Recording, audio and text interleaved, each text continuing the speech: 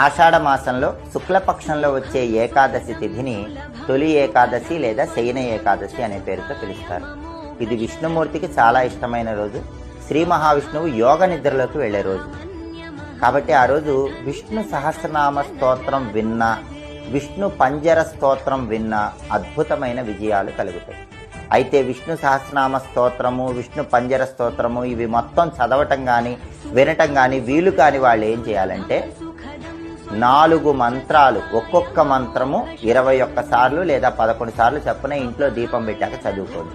ఆ 4 మంత్రాలు ఏంటంటే, మొదటి మంత్రం ఓం నమో నారాయణాయ అష్టాక్షరి మంత్రం, రెండో మంత్రం ఓం నమో భగవతే వాసుదేవాయ ద్వాదశాక్షర మంత్రం, మూడో మంత్రం ఓం నమో భగవతే విష్ణవే, నాలుగో మంత్రం హ్రీం విష్ణవే నమః. ఈ 4 మంత్రాలు ఇంట్లో దీపం పెట్టాక 21 సార్లు లేదా 11 సార్లు చదువుకుంటే విష్ణు